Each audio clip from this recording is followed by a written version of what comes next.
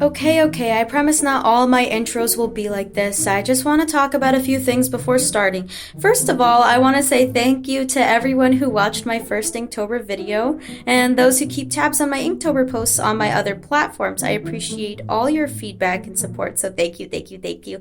Second, I feel much better now. I'm not sick anymore, and I feel rejuvenated and fresh. And third, it didn't even dawn upon me that I never properly introduced myself in the previous video. I didn't even mention my own name as a good voiceover whatever person should. So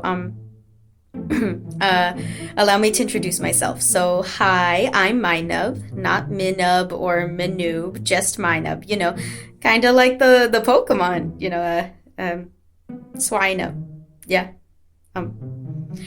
Okay, this intro is going on much longer than I wanted it to, so let's get on with the video. I'm sorry!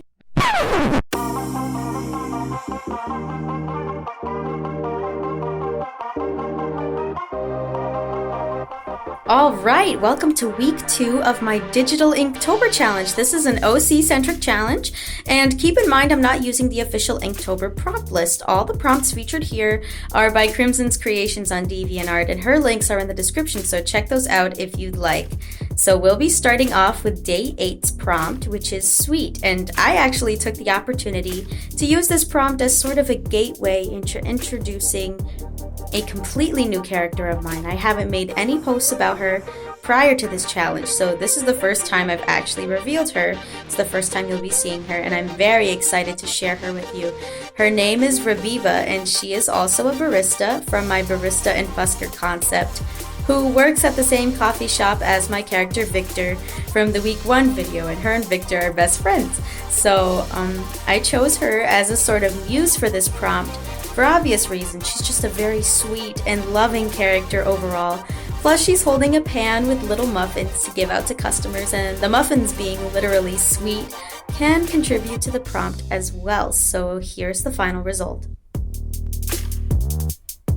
Day 9 is sever, and this prompt was really interesting because for a while I couldn't find a way to draw this prompt and dodge the sort of gore factor that comes with it. Sever, by definition, is to forcibly cut up something, and I wasn't looking to make anything gory or violent, you know, but I figured it would be kind of funny if I drew my mermaid character with her tail all chopped up as if she was being prepared for sushi or sashimi or something like that. So I even drew up some pickled ginger and all the good stuff floating around her, and some chopsticks on either side of her, you know, reaching out to take her piece by piece. And she's just in shock and is kind of like, well, I guess this happened. So I tried to take on this prompt as tastefully as I could, and I think it turned out okay in those terms. So here's the final result.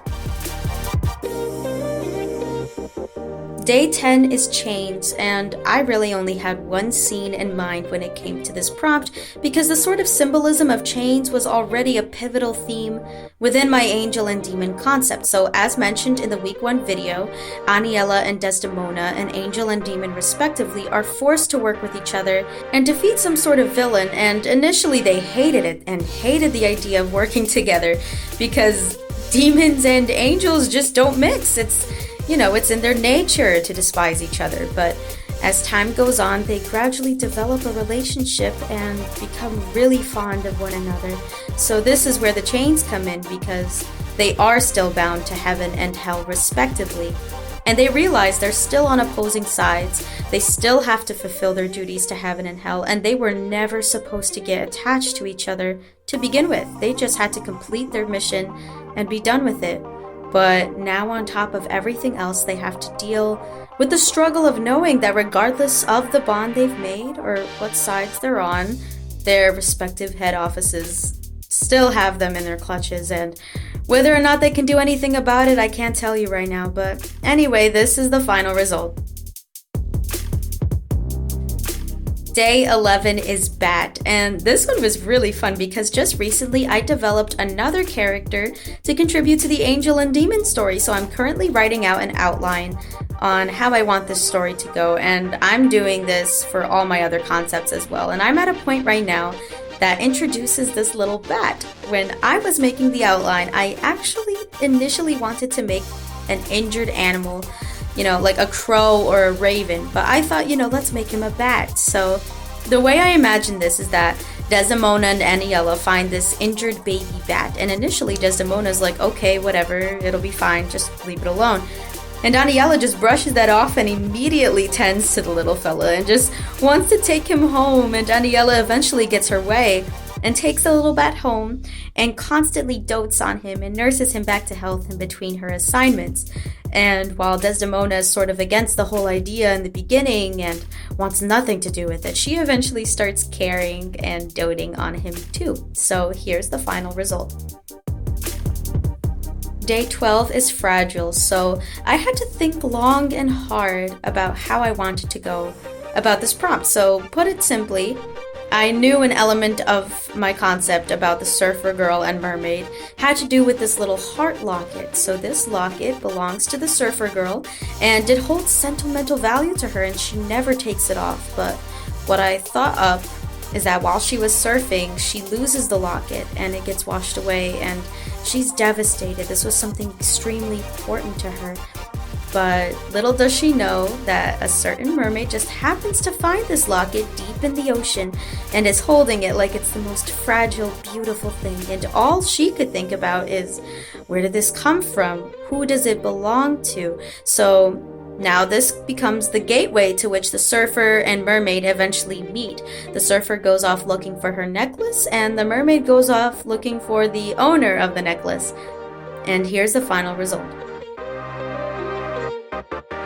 Day 13 is Glitch, and this was such a fun and hilarious prompt to draw. I couldn't think about anything in particular at first, and I feel like whenever the prompt doesn't fit any of my narrative concepts, I just go straight to my Valpus species from the week 1 video, because I can just sort of put them anywhere, But I thought it would be funny if this creature was trapped inside an old rinky-dink TV, because honestly, having him trapped in a modern flat screen isn't as eye-catching in my opinion. Those boxy antenna TVs are where it's at, So he's trapped in this TV, and he's all glitchy, and he's very upset in a funny sort of way, like, how did I get in here? What on earth? But yeah, he's not enjoying this at all, and honestly, who would? And here's the final result. Day 14 is Lightning, and I enjoyed drawing this one a lot. So because I knew from the beginning that I wanted to make this challenge OC-centric, I was a little hesitant to include myself in a prompt. So this character you see here is supposed to be me. I felt I really couldn't think of any way to incorporate my other characters and my other concepts into the prompts, but I knew this prompt can pertain to me personally because I actually love lightning, and I love rainy days and thunder and all that. It's kind of therapeutic for me to just hear the pitter-patter of rain against the windows, and every so often hearing the rumble of thunder and seeing flashes of lightning. It's kind of, the perfect weather to just cozy up with a cup of tea. Oh, I love tea, by the way.